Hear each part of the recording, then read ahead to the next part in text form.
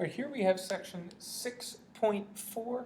Section 6.4 is equations with squares. Again, these aren't geometry squares. These are squares, as in numbers that are squared. First problem we have here is x squared equals 25. Now, there's a common misconception here, and that is that the square root of x squared rather, equals x. And I'm here to tell you that that is not true. The square root of x squared actually equals the absolute value of x. And there are a number of reasons for that, but the main one is because if x is negative 5,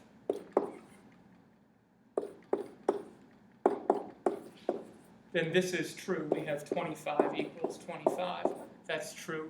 But when we write this, we're only saying that the square root of 25 is 5, when in fact it could also be negative 5. So we have to make a change, and that change is that we're going to write things like this. The square root of something squared is actually an absolute value. So to do it in the actual problem, we're going to start by square rooting both sides.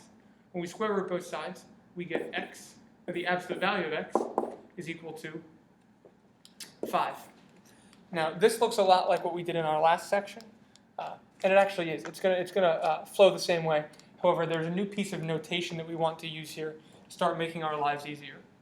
Before, we would take this and we'd write two equations. We'd write x equals 5 and x equals negative 5.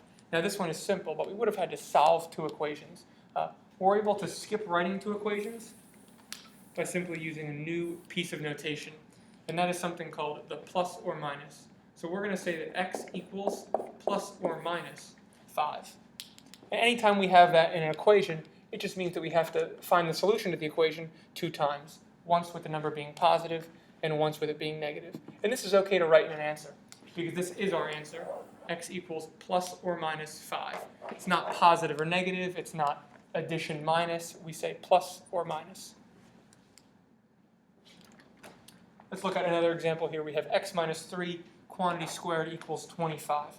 So same idea as the last one. We square root both sides to start, and we're going to get the absolute value of x minus 3 equals 5. Get rid of the absolute value, and we'll have x minus 3 equals plus or minus 5. I'm going to add 3 to both sides, and I'll have x equals 3 plus or minus 5. Then to get my two answers, I do it once with the positive, once with the negative. 3 plus 5 is 8. 3 minus 5 is negative 2. So I would have x equals 8 and negative 2. Here I've got two problems. Let's look at both of these. Start off over here on the left. I square root both sides. I get x plus 5, absolute value, equals 9. So x plus 5 equals plus or minus 9. X equals negative 5 plus or minus 9. So do it once with the negative, once with the positive. We get negative 14, and we get 4. Over here on the right, we see x plus 10 quantity squared equals negative 9. When we square root both sides, we're going to have an issue here, because we end up with the absolute value of x plus 10 equal to the square root of negative 9. And we know that there's no number that when multiplied by itself will equal a negative value. So we cannot take the square root of a negative number.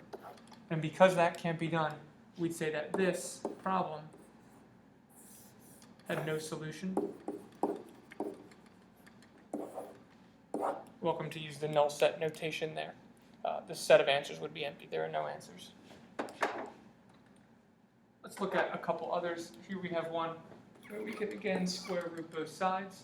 We'll get the absolute value of 3x minus 9 equals 4. We'll have 3x minus 9 equals, make that a little clearer, equals plus or minus 4. We'll add 9 to both sides. We'll get 3x equals 9 plus or minus 4.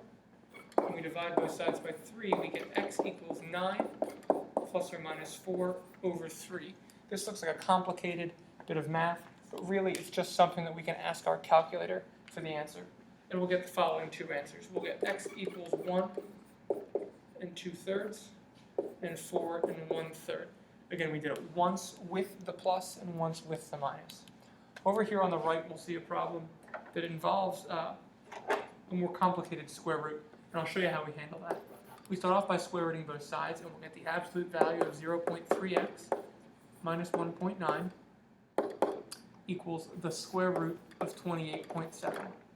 We're just going to leave the square root of 28.7 in our work until we get to our final step. We don't want to approximate it here. It might throw off our answer. So we're going to leave it exact like it is until we get to our very last step.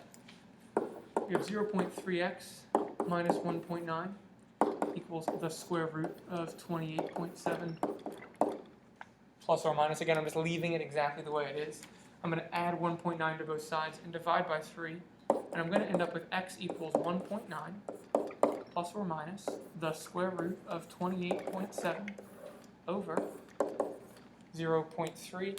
I'm going to take that and plug it right into my calculator, once with the plus, once with the minus, and I'll get x equals negative 11.524 and 24.191.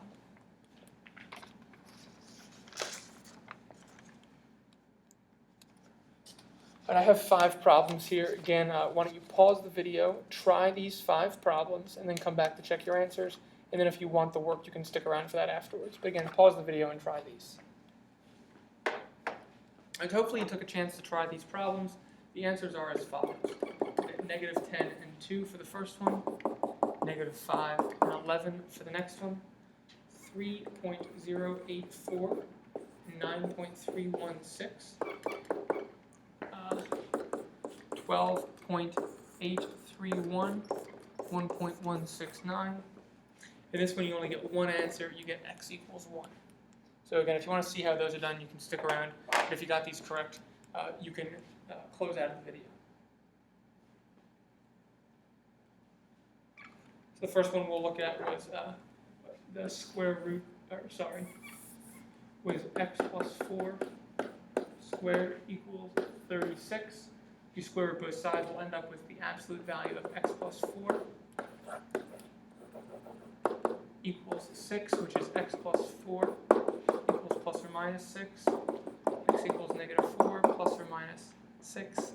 X is negative 10 and 2. Next we have x minus 3 squared equals 64.